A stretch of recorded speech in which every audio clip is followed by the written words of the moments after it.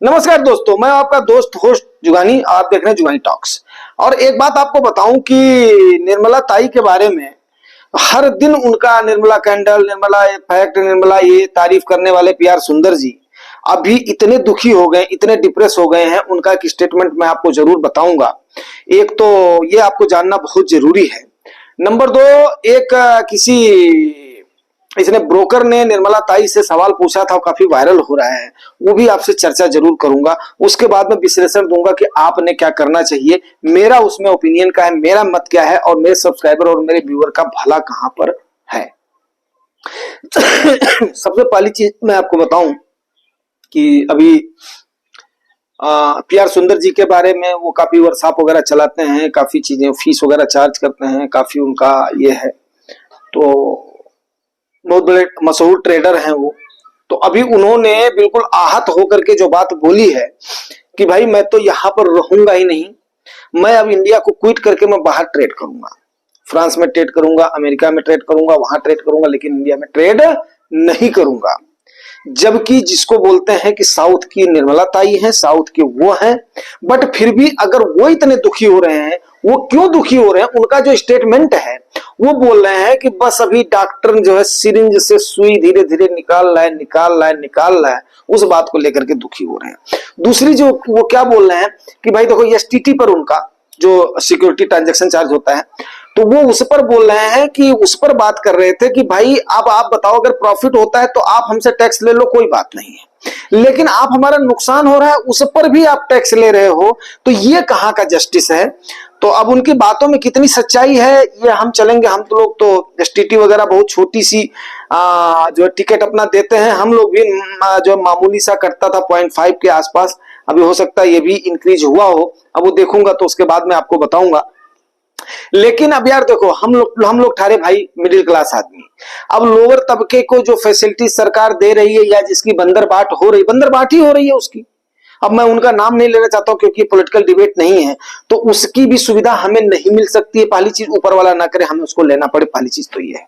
दूसरी चीज क्या है कि हमारे पास इतना भी नहीं है कि हम इस मामले में सोच सके कि हम अपने देश को छोड़ करके अबॉर्ड चले जाएंगे, बिकॉज हमें रहना अपने देश में ही है, हमें झेलना अपने देश को ही है, हमें झेलना इस टैक्स के बोझ को भी है। तो कोई बात नहीं है, जो होगा देखी जाएगी। और रही बात कि हमारी अगर इनकम होती है तो ठीक है यार, टैक्स ले लो और हम यार कर भी क्या सकते हैं ज्यादा से ज्यादा, ठीक है ना। बार बार रात दिन सरकार को कोसना, निगेटिविटी फैलेगी, हमारी एनर्जी उसके बाद में पॉजिटिविटी हमारे अंदर से जाएगी। हाँ, हमारे एक व्यूअर ने सब जो है रमेश चौधरी जी ने बात बोली थी कि सर अगर अन्याय होता है तो क्या उसका विरोध करना जायज है, तो उसके बाद में वो बात मेरे को इतनी हर्ट करी कि फिर उसके बाद में मैंने 2 वीडियोस में फिर परवाह नहीं किया। मैं बोला नहीं, अभी थोड़ा बहुत तो विरोध करना ही पड़ेगा, अब ज्यादा अगर बोलेंगे तो बात बहुत ज्यादा बैठ जाएगी। बट फिर भी ऐसा भी नहीं है कि समझ में नहीं आता है, लोगों को समझ में आता है, जनता है सबको समझ में आता है। दूसरी चीज मैं बात बताऊं कि उस ब्रोकर ने क्या बोला कि भाई हम तो क्या करते हैं, पैसा लगाते हैं, हम उसके बाद में अपनी एनर्जी वेस्ट करते हैं, सबसे बड़ा वैल्यूएबल हम अपना टाइम वेस्ट करते हैं, हम जितना नहीं कमाते हैं उससे ज्यादा तो सरकार उगाही कर ले रही है। तो सरकार स्लीपिंग मतलब जो पार्टनर है हमारी, तो निर्मला ताई ने उसका कोई जवाब नहीं दिया। अब ताई के पिटारे से ऐसा अब की बार क्यों निकला है, अब देखो ऐसा है कि अब इसमें टैक्सेशन के मुद्दे पर बार बार जाना ठीक भी नहीं है। अभी हम बात करते हैं अगली स्ट्रैटेजी की। अगली स्ट्रैटेजी जो है, देखो अभी 2 चीजें हैं।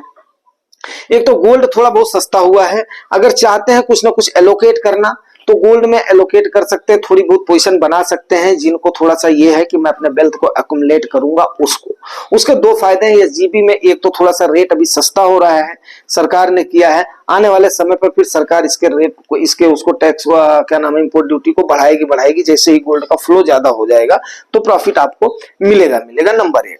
नंबर 2 क्या होता है कि उससे आपको एक हैज जो होता है ना, कि एक हैज आपको मिल जाएगा। जिनके पास पैसा है वो थोड़ा बहुत गोल्ड में अपना लगा सकते हैं, वो इस समय का समय है, थोड़ा सा वेट करें। जैसे अभी सावन का महीना आ रहा है तो थोड़ा सा गोल्ड सस्ता होगा, ये बात आपको बताना जरूरी था। तो कुछ पोर्शन आप 5% 10% के आसपास एलोकेट कर सकते हो अपने कंप्लीट पोर्टफोलियो का।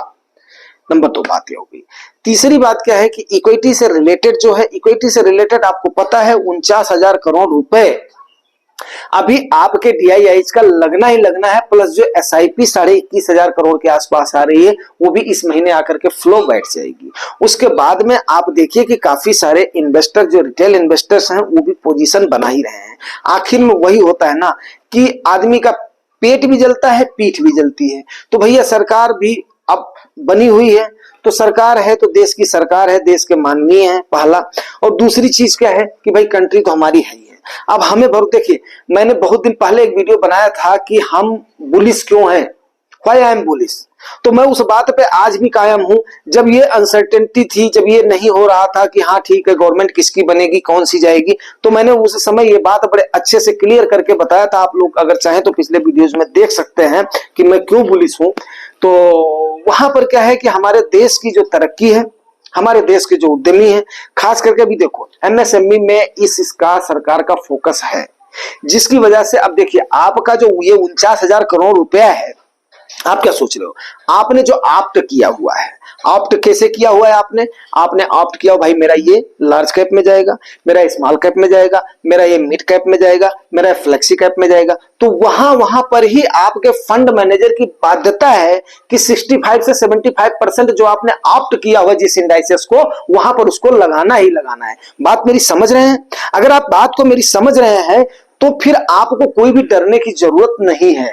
लेकिन सबसे बड़ा चैलेंज यही होता है कि आखिर में आदमी उस समय जब उसकी उम्र 40 साल 50 साल की हो जाती है तो उस समय वो रिस्क कितना ले, उस पर भी मैंने काफी अच्छे से आप लोगों को समझाया हुआ है। 100 - एज का फार्मूला आपको बार बार बताया हुआ है। अगर इन सारी चीजों को आप करोगे तो ठीक है, डेफिनेट है आपके फोलियो में इंक्रीज जरूर दिखेगा। इंक्रीज दिखेगा तो ठीक है, जितना आपको बाकी चीजें बताई गई हैं उनको देखते हुए, अपने टैक्स को हार्वेस्टिंग करते हुए, ये सारी चीजें करते हुए हमें अपने अक्यूमुलेशन को बढ़ाना है, हमें अपने ग्रोथ को बढ़ाना है। उसके बाद में टैक्सेशन बात का मुद्दा है। टैक्सेशन इसलिए बात का मुद्दा है, मेरी बात को ध्यान से समझिएगा। आज की डेट में हमें अपने गोल से भटकना नहीं है।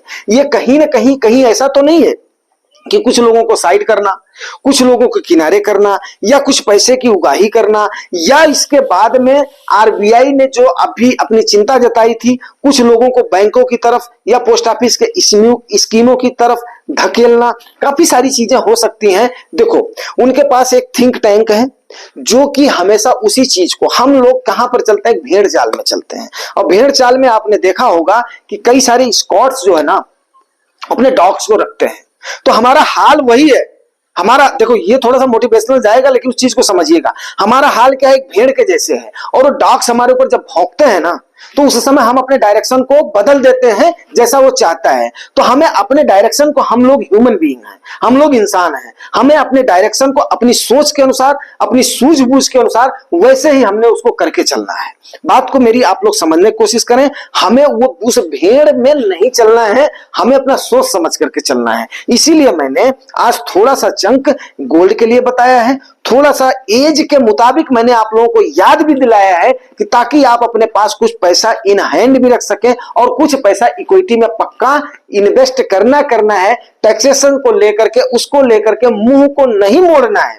अपना काम करना, विरोध जताना अलग बात हो गई है, लेकिन अपना काम करना, अपने गोल से भटकना, ये कहीं की समझदारी की बात नहीं है। वो जुगानी टॉक्स का व्यूअर या सब्सक्राइबर इतना बेवकूफ नहीं हो सकता है, वो इनके भौंकने से वो अपने पथ से विचलित हो जाएगा। अगर हम जिस दिन अपने पथ से विचलित हो जाएंगे तो हम अपने गोल से भटक जाएंगे। और वही लोगों की मंशा है कि हम इसी मरीचिका में फंसे हुए और ऐसे ही घूमते रहें। नहीं, हमें इस मरीचिका में फंस करके नहीं घूमना है। हमें अपने चक्षु को खोलना है, हमें अपने दिमाग को खोलना है। हमें जुगानी टॉक्स में उन चीजों को डिस्कस करना है, कमेंट करना है और उन चीजों को लेकर के चलना है। अगर आप लोगों को ऐसा लगता है कि मेरे कोई भी शब्द ऐसे लगे हैं कि जिसमें आपका अपना भला ना हो, या आपको ऐसा लगा हो कि जहां कहीं पर भी मैं वो चीजें आपको नहीं बताया हूं जो कि आपको अपनी अमीरी की यात्रा की तरफ ले करके जाने में सार्थक होंगे या आपको सबल बनाएंगे, तो आप डेफिनेट है उसको आप बताइएगा। विरोध जहां तक होना है, जब जब मुझे डाटाज मिलेंगे तो डेफिनेट है ये मैं आपसे वादा करता हूं कि यस मैं विरोध जरूर करूंगा। ऐसा नहीं है कि विरोध मैं नहीं करूंगा फिर आप लोग उसके बाद में जब बोलोगे तो मैं करूंगा। हाँ, थोड़ा सा मैं वेट एंड वॉच जरूर करता हूं कि यस, जब तक डाटा ना हो, पुख्ता आपके पास सबूत ना हो, तब तक किसी को फालतू में मतलब एलिगेशन करना वो भी मेरा स्वभाव नहीं है, लेकिन इसका मतलब कतई नहीं है कि अन्याय होगा तो डेफिनेट है मैं बोलूंगा, क्योंकि कम से कम हजारों लोग होने वाले हैं। तो ऐसा नहीं है कि आप लोगों की आवाज को, आप लोगों के दर्द को, आप लोगों की तकलीफ को मैं नहीं उठाऊंगा, लेकिन अपने गोल से हमने नहीं भटकना है। उसी मारवाड़ी के जैसे हमने चलना है, उसी सिंधी के जैसे हमने चलना है, जैसे वो एक छत्र राज करते हैं। उनका परिवार का बंदा देखो, वो कहीं पर भी मैनेजमेंट की ट्रेनिंग लेने के लिए नहीं जाता है, वो कहीं पर भी उसके लिए नहीं जाता है। लेकिन आज के टाइम पर यहाँ की बात छोड़ दो, मैं सही बताऊं कि मैं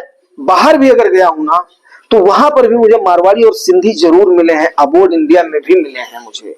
तो वो लोग इतने सक्षम लोग हैं। ऑल ओवर इंडिया में देखो मारवाड़ियों का बिजनेस फैला हुआ है, सिंधियों का बिजनेस फैला हुआ है, बिकॉज उनकी सोच में मेरे को, उनकी आइडियोलॉजी में मेरे को, उनके खून में मुझे एक बिजनेस दिखाई देता है। तो अगर आप इन्वेस्टिंग की दुनिया में आए हैं तो मैं ट्रेडिंग के लिए, देखो ट्रेडर्स रोना शुरू कर दिए हैं, कोई बोल रहा है मैं भाग जाऊंगा, कोई बोल रहा है वहां चला जाऊंगा। हम तो इन्वेस्टर हैं, हम अपने इन्वेस्टमेंट को जारी रखेंगे, दबाव में नहीं आएंगे।